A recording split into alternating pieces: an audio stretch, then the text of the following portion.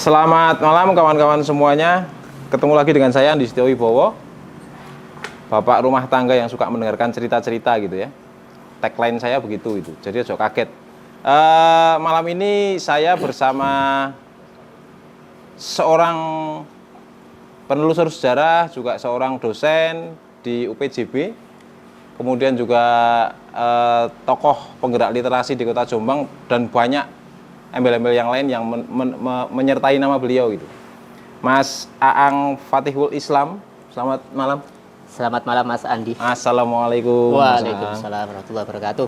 Mohon izin saya panggil Mas nggih. Nggih, kan masih muda. Iya, cek ketok enom ngono rek. Sesuai flyer yang sudah kita sebar, malam ini kita akan berbincang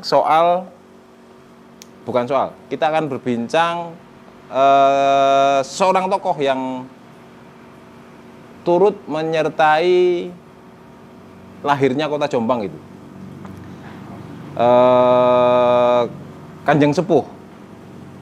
Mungkin bagi kawan-kawan yang di luar Jombang belum begitu akrab dengan nama Kanjeng Sepuh itu ya, tetapi saya yakin kalau teman-teman yang asli Jombang sudah tahu siapa itu Kanjeng Sepuh itu. Tapi karena konsumen kita nanti bukan hanya teman-teman yang ada di Jombang, ada baiknya kita mengulik dulu Mas Aang ya. Siapa sih Kanjeng Sepuh itu? Apa pentingnya kita bicara soal Kanjeng Sepuh gitu? Mungkin bisa segera mulai saja gitu. Oke. Siapa sebenarnya Kanjeng Sepuh itu gitu? Baik. Terima kasih Mas Andi atas waktunya. Saya benar-benar merasa tersanjung gitu ya. Ketika saya diundang Mas Andi, saya agak ragu-ragu sebenarnya karena nguyai segoro. Karena yang hadir pada malam hari ini adalah komunitas penulis sejarah, dan saya itu bukan seorang sejarawan sejati sebenarnya. Karena saya baru 6 tahun ke belakang ini diperjalankan gitu ya. Diperjalankan karena sebenarnya bidang saya itu adalah di bidang yang lain, tetapi saya diperjalankan oleh Allah untuk menelisik jejak-jejak ulama mastur awalnya begitu. Di tengah-tengah perjalanan ketika saya menelisik jejak-jejak ulama mastur, di sana ternyata ada sosok tokoh Jombang yang menggelitik hati saya gitu ya. Ternyata di Jombang itu ada sosok yang dulu punya kontribusi ketika berdirinya pemerintahan Kabupaten Jombang. Pertama kali. Dulu kan Jombang, ya, dulu Jombang itu kan bagian dari Karasidenan Mojokerto. Ya. Dan akhirnya pada tahun 1910 itu memisahkan diri dari Karasidenan Mojokerto. Maka mau tidak mau harus mencari sosok bupati yang pas memimpin Jombang. Itu sederhananya. Nah, ketika kita berdiskusi tentang Kanjeng Sepuh sendiri, itu tidak lepas dari leluhurnya yang ada di Sedayu. Dari Sedayu Gresik ya? Karena Gresik ya? Kanjeng Sepuh Jombang ini sebelum menjadi bupati di Jombang, itu jabatannya adalah sebagai Adipati Sedayu. Adipati Sedayu. Lah, Kanjeng Sepuh sendiri itu sebenarnya adalah julukan, bukan nama asli. Takop gitu kalau istilah julukan, gelar gitu ya. Gelar yang diberikan karena kedalaman dan keluasan ilmu Raden Adipati Arya Surya Diningrat. Ceritanya begini. Nama asli beliau adalah? Nama asli adalah Raden Adipati Arya Surya Diningrat. Surya Diningrat. Jadi beliau dulu itu saya berangkat dari Sedayu dulu ya. Oke. Karena ini tidak akan lepas dari Sedayu. Jadi di dalam karena saya melakukan penelitian ini sudah cukup lama, sekitar 5 tahun yang lalu gitu ya. Saya sempat mau putus asa ketika meneliti Kanjeng Sepuh karena literaturnya sangat terbatas. Kanjeng Sepuh Jombang loh ya. Kalau Sedayu sudah cukup banyak yang menulis. Kanjeng Sepuh Jombang sangat terbatas. Saya dalam penelusuran itu selama kurang lebih 3 tahun itu hampir berhenti saya. Wah, ini kayaknya susah ini. Maka kemudian ini mungkin di luar pendekatan ilmiah ya, saya melakukan semacam pendekatan spiritual gitu ya. Saya hampir setiap hari saya Fatihai, saya sholawati begitu, dan saya ke makam beliau beberapa kali begitu untuk membuka tabir yang tertutup gitu. Karena memang ketika saya menelusuri dzurriyyah Kanjeng Sepuh, saat ini tidak ada yang di Jombang. Semuanya tidak ada satu pun. Saat ini tidak ada satu pun yang di Jombang. Di Jakarta dan di Surabaya. Kalau posisi sekarang ini yang masih ada cucunya atau cicitnya? Generasi keempat. Oh, sudah keempat ya? Jadi cucunya Kanjeng Seco. Diningrat itu adalah bupati kedua. Gitu nggih. Jadi ceritanya kalau dalam Ya, karena saya menggunakan penelitian metode penelitian sejarah gitu ya. Ada 5 tahapan yang saya lalui. Yang pertama adalah pemilihan topik, ini terkait dengan originalitas, kemudian terkait dengan ini jangka waktu penelitian, kemudian kesiapan data dan sumber data sejarah. Yang kedua, setelah pemilihan topik adalah heuristik. Heuristik itu adalah pengumpulan sumber-sumber data sejarah. Yang ketiga adalah kritik. Nah, ini yang cukup lama juga karena literatur yang kita teliti itu ada bervariasi gitu. Yang pertama dari bukunya sangat minim. Saya hanya menemukan 3 buku terkait Kanjeng Sepuh. Dan tidak spesifik soal itu ya. Yang banyak itu Kanjeng Sepuh Sedayu. Itu orang yang sama sebenarnya. Apanya? Orang yang sama, Kanjeng Sepuh Sedayu dengan Kanjeng Sepuh Jombang itu orang yang sama, bukan? Beda. Ya, 4 buku kemudian berkembang setelah saya beberapa hari yang lalu, alhamdulillah saya sambung dengan Duriyah Kanjeng Sepuh Jombang yang di Jakarta dan di Surabaya. Dan akhirnya saya diberikan beberapa artefak, foto-foto artefak, termasuk kursi palungguhan, ada payung Songsong Jene, ada keris, ada tombak. Keris tombak baru malam ini dikirim ke saya, makanya saya tambahkan di sini biar nanti bisa kita sorot maksud saya gitu. Itu dalam kritik itu akhirnya kita harus bisa memvalidasi begitu ya data-data yang terkumpul, baik itu dari buku, dari hasil manuskrip, karena manuskripnya itu cukup minim. Saya manuskrip itu dapat Kanjeng Sepuh itu manuskrip itu ada satu dari Jawatan Penerangan Sedayu. Saya dikasih Dzurriyyah Kanjeng Sepuh Sedayu waktu kita menginisiasi hall di Taman Makam Pahlawan. Beliau hadir, saya dijanjikan, mangke jenengan akan saya kirim dokumen induk. Termasuk silsilah Kanjeng Sepuh ke atas sampai ke bawah itu ada semua. Kemudian yang kedua, manuskrip yang kedua ini justru baru saya dapatkan beberapa bulan yang lalu itu di Kedung Macan. Jenengan tahu Kedung Macan itu adalah Sambung Santren. Di sana ada seorang ulama besar namanya Kiai Muntoha. Kiai Muntoha itu seorang ulama ahli sufi, ya, ahli sufi, dan beberapa tokoh Kiai Jumat termasuk Kiai Jamal Muda dan Kiai Imron Jamil sering tabarukan ke masjidnya sampai sekarang masih ada. Masjid Kedung Macan namanya. Nah, itu Kanjeng Sepuh menulis sebuah surat tulisan tangan Kanjeng Sepuh sendiri. Ini usianya 111 tahun. Untungnya dilaminating dan masih aman. Kemarin sudah saya scan gitu ya. Itu terkait beliau menggunakan politik diplomasi kepada Belanda waktu itu. Karena waktu itu peran dari ulama dan santri masih dibatasi zaman penjajahan itu. Akhirnya di dalam surat itu saya baca karena itu ada tulisan aksara Jawa dan tulisan Latin. Oh, Latin ya. Saya sampai membawa lampu kaca pembesar gitu. Bukan lampu yang seperti ini sorot dia. Karena saking lamanya tulisannya. Saya pelajari kemudian saya izin ke Dzurriyyah untuk saya scan. Itu berisi tentang menggambarkan bagaimana keilmuan Kiai Muntoha dan izin yang musola itu dijadikan sebagai masjid untuk Jumatan. Dan ada stempel dan tanda tangan. Sebelumnya saya dapat dari Mas Faisal itu hanya stempel Kanjeng Sepuh Jombang, Bupati Jombang, Sodinira dan ketiga. Itu ada saya kirim itu. Ada yang fontnya juga beda. Lah, dari situ kemudian saya cross check dengan informasi dari Gus Aksip Sedayu waktu kita hall cerita Kanjeng Sepuh. Saya cross check dengan tulisan Pak Thohir. Pak Thohir juga Dzurriyyah Kanjeng Sepuh yang menulis sejarah Kanjeng Sepuh Sedayu. Saya beberapa hari ini diskusi cukup panjang dengan Dzurriyyah karena ada beberapa data yang saya agak muskil gitu. Saya cross check ini bagaimana Bu? Tolong ditanyakan. Saya cross check ke Sedayu, ditanyakan gitu. Nah, cerita gelar Kanjeng Sepuh itu adalah gini. Suatu hari di Kerajaan Madura ada huru-hara. Ada Kerajaan Madura? Ya, ada huru-hara, ada semacam kayak pagebluk, banyak orang yang sakit mati secara tiba-tiba. Karena Kanjeng Sepuh itu kan ada jalur dari Madura. Dari Madura. Dari Madura dan Brawijaya. Lah, akhirnya karena tidak ada yang bisa jadi ada sumbernya adalah Singa Putih. Tidak ada yang bisa menaklukkan. Akhirnya Kerajaan Madura itu mengundang Bupati Senusantara. Nah, Bupati Senusantara ini akhirnya Bupati Senusantara itu datang 1 hari sebelum hari H. Undangannya itu jam 8 pagi. Bupati itu datang 1 hari sebelum hari H. Kenapa? Karena perjalanan zaman dulu itu tidak seperti sekarang, naik pesawat menaiki ini apa Delman ya, udah. Ini berbeda dengan nama Kanjeng Sepuh Sedayu itu namanya adalah Pangeran Sedayu. Beliau itu datang itu beberapa detik sebelum undangan. Beberapa detik dengan menaiki kereta kencana dan dengan sekejap mata sampai di langsung nyampe di Madura. Ya, sampai di sana di Madura. Pada saat beliau nyampe di sana, ini salah satu karomah. Banyak sekali karomah yang saya lihat. Ketika sampai di Madura, beliau itu akhirnya pinjam pakaian tukang kusirnya. Pakaianmu tak gawe, pakaianku gawein. Ini adalah politik diplomatisnya karena waktu itu Sedayu pamornya sedang turun, masyarakatnya rusak dan bupati sebelumnya tidak mampu mengurusi. Akhirnya waktu itu Pangeran Sedayu itu masih di Kartosuro, di Kartosuro masih Mas Faisal mengikuti.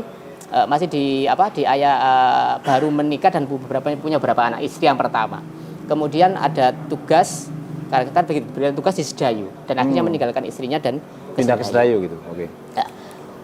Nah, Pangeran Sedayu itu sejak kecil sudah memiliki keistimewaan. Beliau itu rasa ingin tahunya dan rasa belajarnya sangat kuat. Karena beliau ketika kecil itu sama ayah tirinya itu dididik dicarikan guru ngaji namanya Sayyid Kuning. Sayyid Kuning adalah muridnya Sunan Ampel di Kudus. Karena ibunya Pangeran Sedayu itu ketika lahir dinikah oleh Kanjeng Kudus. Karena berhasil menaklukkan huru-hara di Kartosuro waktu itu. Nah, ini saya kembali ke ini. Ketika sampai di Madura Pangeran Sedayu itu dengan cepat berhasil meringkus Singa Putih. Lah, dengan menggunakan pakaian tukang kusirnya. Kalau versi dari Durian Sedayu itu bukan tukang kusir tetapi patihnya. Tapi yang lebih valid ketika saya cek di Jawatan Penerangan dan di sejarah Kanjeng Sepuh itu adalah tukang kusir. Ya, ini adalah wakilnya begitu. Lah, akhirnya ketika beliau berhasil menaklukkan itu dengan tongkat saktinya, orang-orang yang hadir di acara itu semuanya itu gumun gitu, takjub gitu. Loh iki tukang kudanya tau hebat kayak ngene. Pomane juragane. Apa maneh? Bupatine. Lah ngono to. Lah akhirnya dari situ kemudian pamor Sedayu itu dengan naik lagi itu cepat. Ya turun drastis, naik. Naik lagi. Dan sejak saat itu beliau diberikan gelar oleh Keraton Kartosuro dengan gelar Kanjeng Sepuh. Kanjeng Sepuh itu maksudnya bagaimana? Itu masih Kanjeng Sepuh Sedayu tapi? Apanya? Kanjeng Sepuh Sedayu atau Sedayu? Ya, Sedayu. Jadi leluhurnya Kanjeng Sepuh Jombang. Iya. Ya, itu diberikan diberikan gelar Kanjeng Sepuh karena keluasan ilmunya yang melampaui orang yang lebih tua di atasnya. Ya, masalah karomah nanti akan saya bahas karena waktunya kan terbatas ya. Lah, bagaimana dengan Kanjeng Sepuh Jombang ini juga sesuatu hal yang menjadi misteri. Tapi ini coba saya kulik selama beberapa waktu. Saya diskusi dengan Duria, saya diskusi dengan Gus Aksif, saya diskusi dengan Mas Faisal termasuk itu kan. Jadi ternyata tidak semua keturunan Kanjeng Sepuh Sedayu itu memiliki gelar Kanjeng Sepuh. Iya. Itu yang menarik menurut saya. Kanjeng Sepuh Jombang kan nama aslinya kan Raden Badrun. Ya. Raden Badrun itu dilahirkan dari ibu ketiga. Jadi, istri ketiga Kanjeng Sepuh Sedayu namanya Nyi Bawon Putri Bali. Kalau yang istrinya kedua yang duriannya Sunan Derajat itu melahirkan Raden Jamilun. Kita kan tahu ya cerita Raden Jamilun. Kenapa yang dipilih itu kok penggantinya dari istri yang ketiga? Bukan dari istri yang kedua. Nah, saya diskusi dengan Pak Faisal termasuk di sana ada manuskrip dari Leiden itu. Surabaya Pos kalau nggak salah itu. Itu yang manakah tentang remisi Raden Jamilun yang ditolak. Itu kan dari Gus Binat itu ya. Iya. Karena waktu itu memang karakter dari Raden Jamilun itu dengan Raden Badrun sebenarnya sama-sama punya kesaktian. Tapi bedanya Raden Jamilun itu suka show of force, suka pamer gitu, kedikdayaan gitu di depan Belanda, depan orang. Misalnya anak kursi tiba-tiba di kontennya dewe gitu. Ya, dan sebagainya. Lah, ini berbeda dengan Raden Badrun yang punya karakter sosok kepemimpinan yang seperti ayahandanya begitu. Mengayomi. Nah, termasuk nanti sejarah dengan Condong juga terkait dengan itu. Mengayomi, kemudian bisa merangkul semua golongan begitu. Termasuk kebiasaan Kanjeng Sepuh Sedayu. Itu adalah beliau ketika malam hari itu keliling. termasuk yang diwarisi oleh Kanjeng Sepuh Jombang. Keliling untuk memastikan kondisi rakyatnya. Pangeran sejak kecil ini sejak sebelum usia 14 tahun, beliau sudah hobi keliling. Berarti melihat kondisi masyarakatnya itu seperti apa. Akhirnya kan risau, ini gimana kok rakyat ini ada yang kelaparan, ini tanggung jawab pemerintah, kira-kira begitu. Nah, akhirnya beliau itu usia 14 tahun itu izin ayahandanya untuk naik haji, untuk berangkat haji sendirian. 14 tahun, Mas. Dan waktu itu ibunya Dewi Pakuwati itu berat hati, tapi kan ayahnya seorang pemimpin ya. Akhirnya mengizinkan beliau untuk berangkat ke Mekah karena beliau sangat rindu dengan Kanjeng Nabi, menaiki kapal selama berbulan-bulan begitu. Ternyata beliau di sana tidak hanya beberapa minggu dan bulan, 10 tahun, Mas. 10 tahun beliau itu belajar dari ulama-ulama Indonesia yang ada di tanah Hijaz selama 10 tahun. Diserap semuanya, dan beliau juga belajar kitab secara otodidak dan langsung karena cerdas beliau. Akhirnya kemudian berangkat usia 14 tahun, pulang usia ke rumah. 24 Usia 24, kemudian ditawari menikah sama ibunya gitu ceritanya. Nah, kalau dipersingkat tentang Kanjeng Sepuh Jombang. Nah, Kanjeng Sepuh Jombang ini tentu ada pertimbangan tertentu sehingga beliau dikirim ke Jombang itu ya. Ya, karena waktu itu Jombang itu kan masih bagian dari Mojokerto. Ya, terus kemudian memisahkan diri dari Mojokerto dan menjadi kabupaten sendiri. Maka karakter wong Jombang itu kan unik gitu kan. Belak-belakan itu. Iya, ada hijau, ada apa ya kira-kira heterogen lah. Maka butuh sosok yang bisa mengayomi, butuh pemimpin yang bisa merangkul semua golongan. Maka waktu itu Bupati Mojokerto namanya Bupati Kromojaya Abdinegoro itu punya seorang kepercayaan namanya Kiai Imam Zaid Sumomito itu beliau Pak Nas itu untuk mencari sosok pemimpin yang pas, pemimpin Jombang. Tentu sebenarnya Bupati Kromojaya Abdinegoro juga punya pertimbangan selain dari Mbak Imam Zaid begitu ya, karena karakter dari Jombang karakter Jombang dan Raden Batu sebenarnya sudah dipelajari begitu. Ini harus orang yang pas ini, kalau tidak ini bisa kacau ini Jombang ini. Jombang ini adalah sebuah kota yang unik begitu. Iya. Ya, jadi begitu. Akhirnya kemudian di Beselit itu November 1910 insya Allah itu Beselit diambil oleh Mbak Imam Zaid di Bogor begitu ya, ke Jombang. Jadi makanya kemudian tanggal 23 Oktober ya kalau di Jombang itu menjadi hari jadi pemerintahan. Hari jadi pemerintahan. Jombang itu dari Beselit itu. 23 ya? 21. Okay. Itu secara singkat Mbak ya. Iya. Kemudian hal-hal yang lain. Kalau saya tanya gini, Mas, kan tentu ada pertimbangan dari pihak kolonial dulu untuk menentukan kok akhirnya menyetujui Kanjeng Sepuh untuk pindah ke Jombang itu apa? Ya karena karakter sebenarnya. Karakter dari Raden Badrun itu yang berbeda dengan saudaranya. Sebenarnya yang lebih berhak menjadi adipati sebenarnya secara nasab itu Raden Jamilun begitu. Makanya beliau kemudian kan kalau mungkin jadi keras dengan Gus Binda juga ya. Itu beliau suka membuat huru-hara begitu. Karena merasa sebenarnya aku yang lebih berhak gitu. Iya. Kenapa Raden Badrun begitu?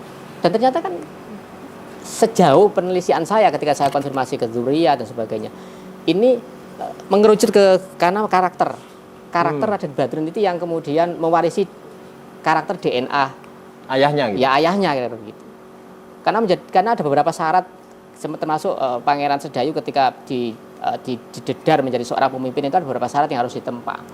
Raden Badrun itu ketika di Sedayu itu juga diberikan pendedaran pendidikan di pesantren Giri Kedaton, kemudian di Giling Wesi untuk menambil kanuragan dan ternyata beliau di Jombang juga punya guru begitu spiritual di Jombang. Ketika pindah pertama kali ke Jombang itu usia beliau berapa?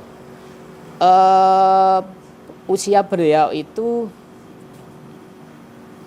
ini ya saya belum saya konfirmasi usia beliau. Iya. Ya kira-kira ya beliau sudah usia 30-an? Ya, 30-an. Tapi sudah menikah belum ketika pindah? Untuk memimpin Jombang itu beliau sudah menikah belum? Sudah menikah? Ya. Nah, kenapa saya tanya begitu kan artinya mungkin salah satu pertimbangan yang dipakai ketika memilih Raden Badrun untuk pindah ke Jombang itu kan ketika seseorang sudah menikah Sudah matang, iya, ya. pertimbangannya mungkin itu juga gitu kan. Iya, karena beliau sebelumnya sudah memimpin Sedayu. Gitu. Beliau sebelumnya sudah memimpin Sedayu. Sudah menggantikan ayah beliau di Sedayu. Iya, Sedayu. Selanjutnya di Sedayu gimana kalau apa yang terjadi di Sedayu sehingga Raden Badrun itu dipindahkan ke berarti sana terjadi kekosongan pemimpin? Ya, tentunya nah ini yang belum saya konfirmasi siapa yang melanjutkan berikutnya karena memang betul. Sedayu waktu itu kan butuh orang yang kuat yang gitu kuat ya. Begitu ya. Artinya ini masih dinamis, masih berkembang gitu ya penelusurannya. Karena kemarin saya dengan Mas Andi open ended saja diskusinya. Ya, karena saya gitu ya. dalam penelusuran ini juga masih ada data yang terus masuk. Iya, oke. Jadi terkait dengan siapa yang kemudian menggantikan Raden Badrun di sana gitu. Iya. Itu yang belum saya konfirmasi begitu. Saya konfirmasi ke ini saya juga diskusi dengan yang di Sedayu juga masih berlanjut gitu. Sampai sekarang masih berlanjut. Okay. Termasuk manuskrip-manuskripnya. Dan beliau ada beberapa pertanyaan saya yang nggak bisa menjawab.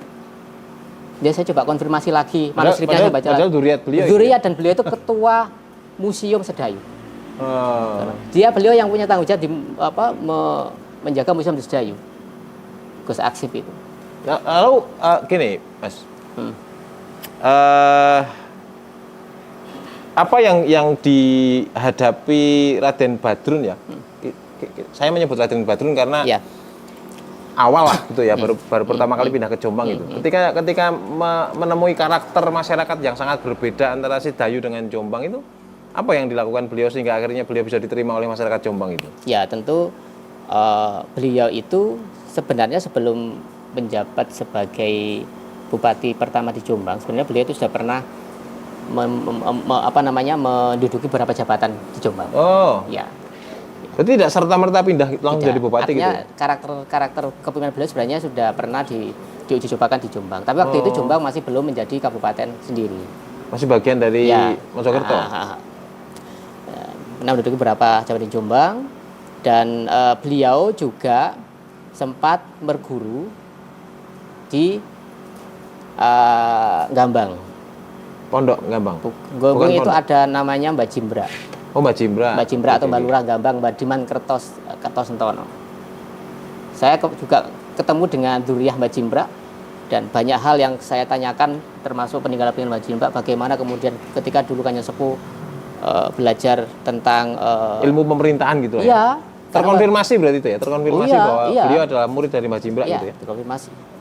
Dan karakter kepemimpinan Mbak Jimbra itu juga beberapa diwarisi oleh Kanjeng Sepuh Jombang. Ya saya pelajari bagaimana Mbak Jimbra ketika kemudian memimpin Gambang begitu. Bagaimana menghadapi masyarakat, bagaimana memperlakukan manusia sebagai manusia begitu. Bahkan waktu itu Mbak Jimbra itu maling itu dilindungi. Karena beliau melihat wong iki nyolong itu karena kelaparan. Iya. Ini kesalahan pemerintah, bukan kesalahan dia. Maka dia dilindungi sama Mbak Jimbra itu. Seperti itu. Ada burung makan apa itu sini? Makan apa itu sini? Makan kalau Mas, tidak dibura, yang dijemur gitu? Iya, dibiarkan.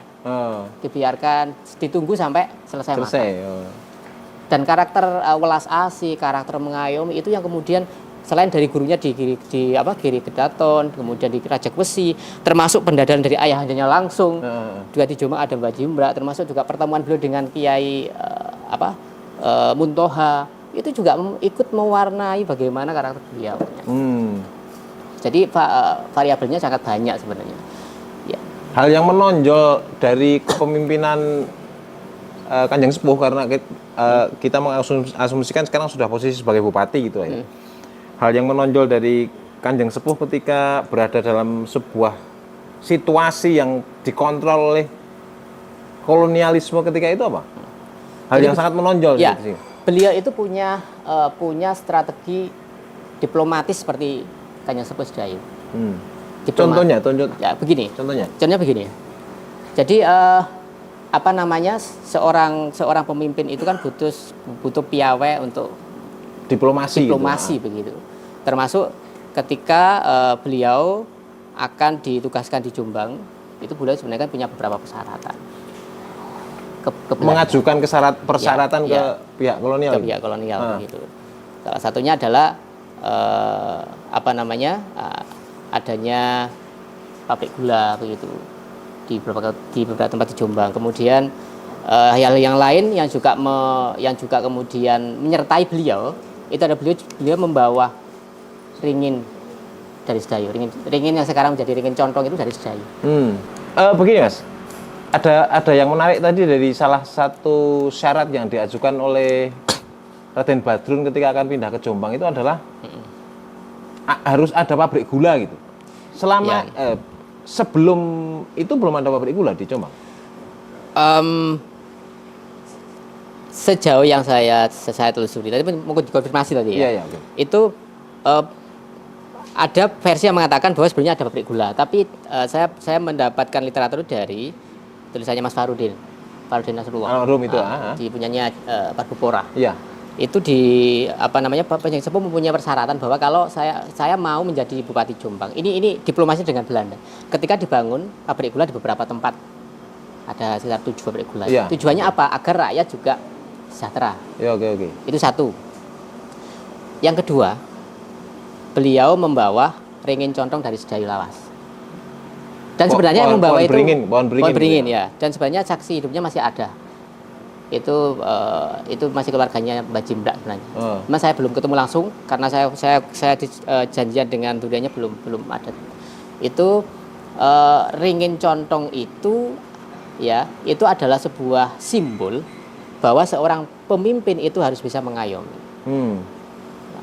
Kenapa? Karena karakter kepemimpinan Kanjeng Sepuh Jombang itu ya saya katakan mewarisi DNA Kanjeng Sepuh Sedayu.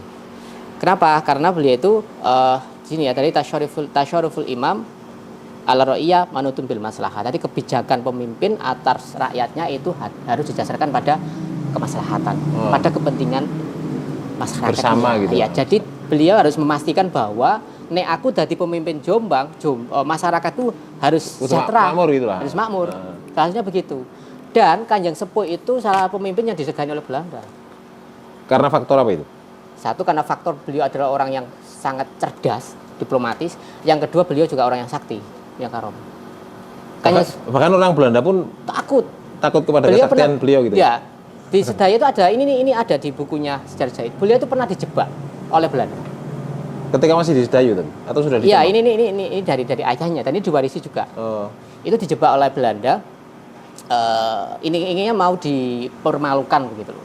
Beliau itu diundang di 49 tempat dalam waktu yang bersamaan dan semua dihadiri. Ini salah satu.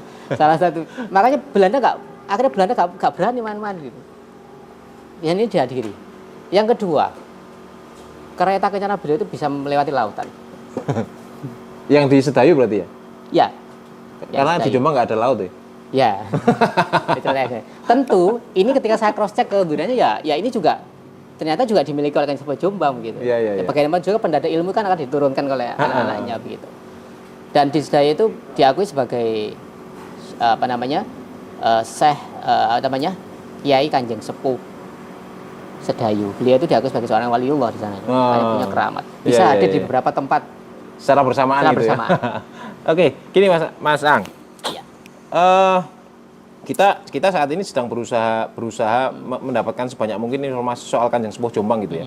Tentunya dengan informasi-informasi yang kita dapat itu kita bisa belajar banyak dari apa yang beliau lakukan untuk Jombang terutama nih. Iya.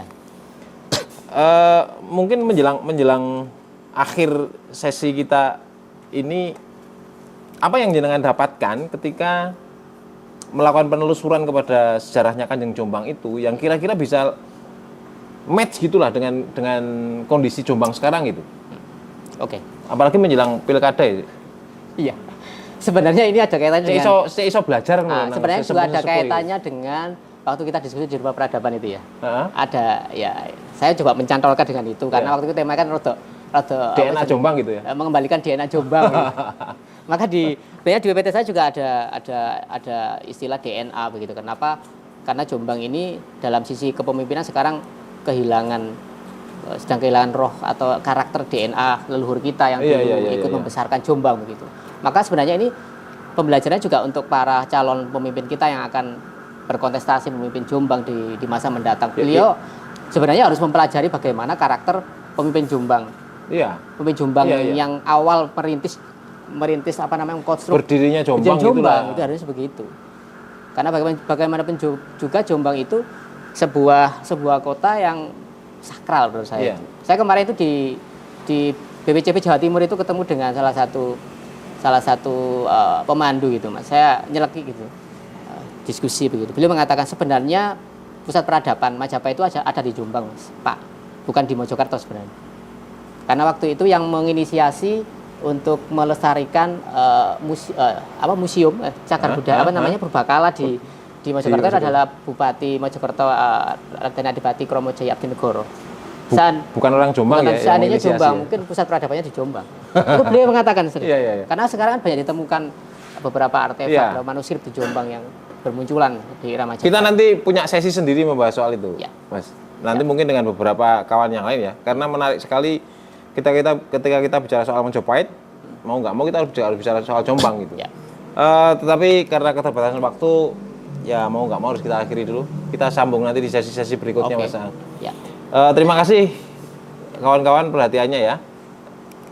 Diskusi kita nggak akan berhenti di sini. Masih banyak hal yang perlu kita kaji lagi, perlu kita perdalam lagi informasi soal Kanjeng Sepuh ini.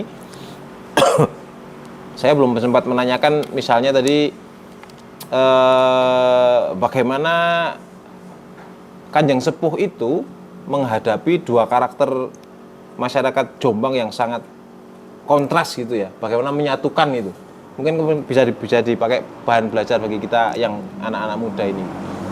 Tetapi sekali lagi karena waktunya tidak mencukupi, kita harus mengakhiri dulu perbincangan kita kali ini. Kita akan sambung di lain kesempatan. Terima kasih perhatiannya. Mohon maaf kalau ada yang kurang. Terima kasih. Assalamualaikum warahmatullahi wabarakatuh. Waalaikumsalam warahmatullahi wabarakatuh.